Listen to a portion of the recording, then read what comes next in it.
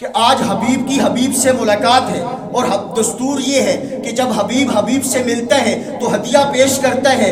تو محمد الرسول اللہ صلی اللہ علیہ وسلم نے بھی 3 چیزیں اللہ رب العزت کو محمد الرسول اللہ صلی اللہ علیہ وسلم نے پیش کی. التحیات للہ والصلوات والطیبات، کہ میری مدنی عبادتیں بھی، میری قولی عبادتیں بھی، میری مالی عبادتیں بھی، یہ ساری کی ساری عبادتیں اللہ کے لیے ہیں. آج میں آپ کے سامنے یہ ہدیہ لے کر کے آیا ہوں. میں اپنی قولی عبادتیں بھی، اپنی مالی عبادتیں بھی، اپنی بدنی عبادتیں بھی، یہ تینوں طرح کی عبادتیں آپ کو بطور ہدیہ کے پیش کرتا ہوں. اللہ رب العزت نے فرمایا کہ جس طرح تو نے مجھے 3 ہدیے دیے، اسی طرح میں بھی تمہیں 3 ہدیے دوں گا. پہلا انعام، پہلا ہدیہ، پہلا تحفہ اللہ رب العزت نے محمد الرسول اللہ صلی اللہ علیہ وسلم کو معراج کے موقع پر یہ عطا فرمایا کہ سورہ بقرہ کی آخری 2 آیات آمن الرسول سے آخر تک یہ معراج کے موقع پر اللہ رب العزت نے عطا فرمائی.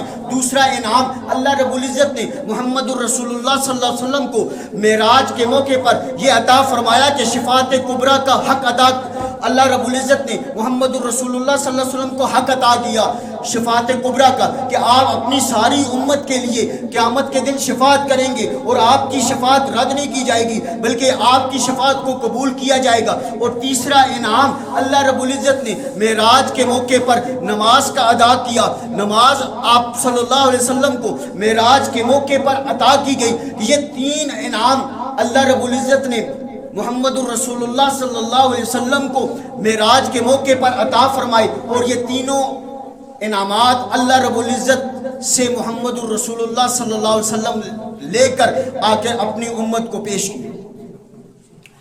ابتداً 50 نمازیں فرض کی گئی تھی، لیکن موسیٰ علیہ السلام کی برکت سے، موسیٰ علیہ السلام کے مشورے سے محمد رسول اللہ صلی اللہ علیہ وسلم بار بار واپس جاتے رہے اور 5 نمازیں کم ہوتی رہی.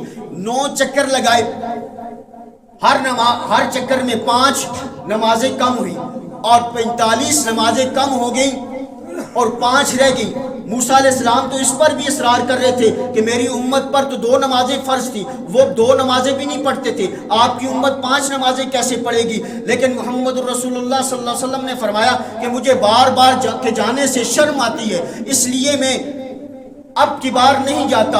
اور علماء نے یہ نکتہ بھی لکھا ہے، اس وجہ سے بھی محمد الرسول اللہ صلی اللہ علیہ وسلم نہیں گئے کہ ہر بار میں جاتا رہا اور 5 نمازیں کم ہوتی رہی، کہیں اس بار بھی میں جاؤں تو یہ جو 5 نمازیں ہیں یہ بھی کہیں ختم نہ ہو جائیں، یہ بھی کم نہ کر دی جائیں اور میں خالی ہاتھ واپس لوٹاؤں.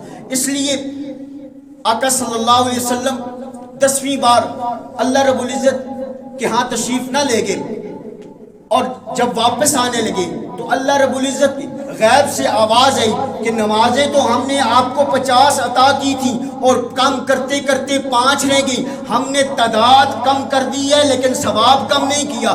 آپ کی امت 5 نمازیں پڑھے گی اور اس کا ثواب 50 پائے گی. 50 نمازوں کا ثواب اس کو 5 نمازوں پر دیا جائے گا.